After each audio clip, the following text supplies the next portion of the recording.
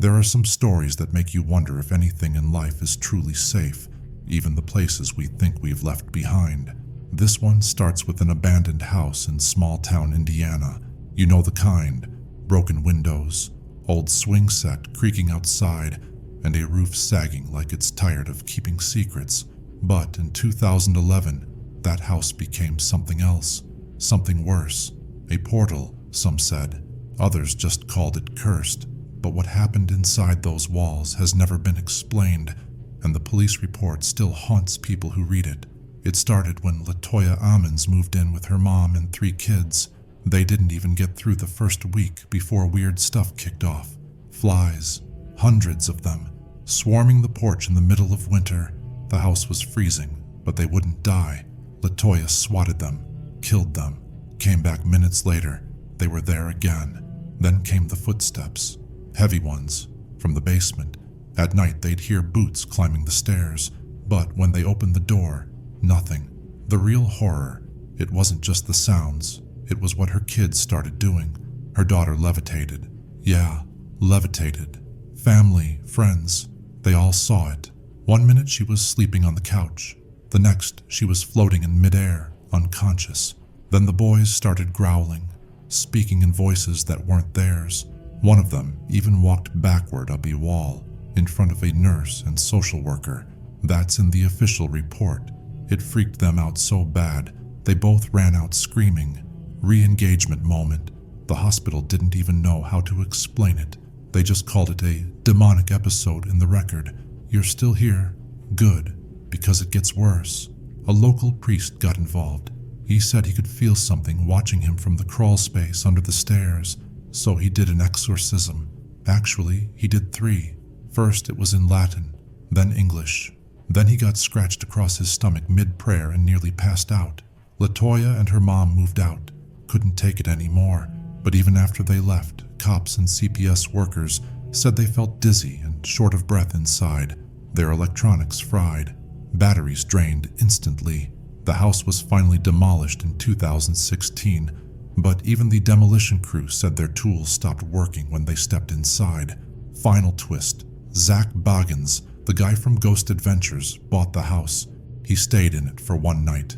Just 1. The next day he bulldozed it. Never said why. Never filmed anything. He just destroyed it. But this wasn't the end, because the haunting didn't stay buried.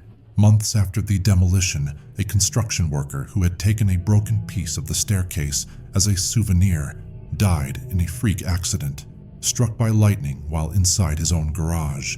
His wife claimed he'd been hearing voices for weeks, and the garage lights would flicker whenever he walked in. A police officer who responded to one of the calls in 2012 had a heart attack 3 years later. He wasn't even 40.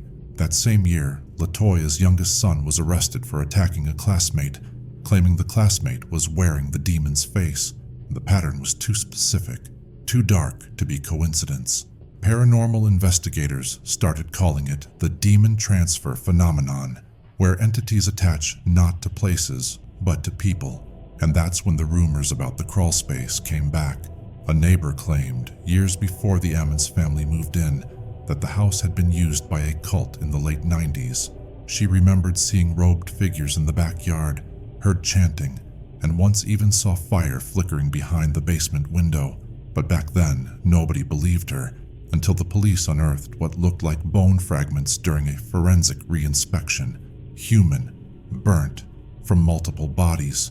The city sealed the records. The crawl space, it was filled with concrete, covered up, sealed like a tomb. But the locals say when the wind blows just right near that lot, you can still hear something, breathing, whispering, like the house is still alive underground. And if you walk past after dark, you don't hear your own footsteps. You hear someone else's, right behind you, watching, waiting. That house may be gone, but what was in it? It's still here, and it's looking for a new home. The trail didn't stop there. After news of the haunting spread online, thrill seekers started visiting the empty lot where the house once stood. Most of them just left disappointed, but 2 amateur ghost hunters from Ohio decided to dig. Literally, they came back with shovels, breaking through the soil near the crawlspace site. According to reports, they uncovered charred wooden beams, melted nails, and, most disturbingly, an old children's shoe buried deep under the foundation. One of the men took it home as a keepsake. 3 weeks later, his apartment caught fire. Fire department couldn't even explain the source. He barely made it out. The other guy disappeared. His family said he started acting paranoid, saying things like, "They're in the walls," and "the earth below is not dead." He was last seen walking into the woods behind his home. Never came back. Not a trace. Police couldn't even track his phone signal. And here's where it gets even more twisted. A local podcast interviewed a former city worker anonymously. The guy claimed that back in 2001, before the Ammons ever moved in, the lot had a different house, a rental. That house burned down under suspicious circumstances. The tenant? A woman who allegedly ran a daycare out of the basement. No license, no record, just whispers from neighbors about kids crying late into the night. Screams. One woman swore she saw children staring out of the basement windows, children who never played outside. After the fire, no one could confirm who had lived there. No legal name, no property owner. The house just vanished from the city registry, erased, buried. That lot has been recycled by darkness more than once. Every structure that touches it seems to either fall, burn, or vanish. And now, it's just dirt, an open patch on Carolina Street. Nothing grows there. No birds land on the trees. No dogs bark when you walk past. Locals cross the street instead of walking in front of it. And at night, when the wind moves just right, they say you can hear children laughing, underground. You still think it's over?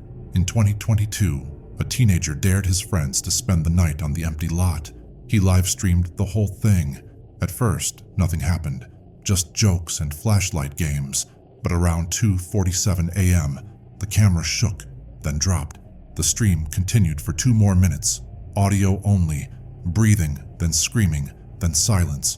Police found the phone, found the tent, found 3 of the boys, but the 4th, never found. The others wouldn't speak, not a word. Their eyes were bloodshot. One of them kept whispering, "It came from under us." The footage went viral, but then it disappeared, taken down everywhere. Even re-uploads vanished, as if something didn't want the world to know. If you're listening to this now, maybe you've already seen the lot. Maybe you've walked by it. Maybe you thought nothing of it, but now you know. That place doesn't forget. That place doesn't forgive. And if you're not careful, it might remember you next.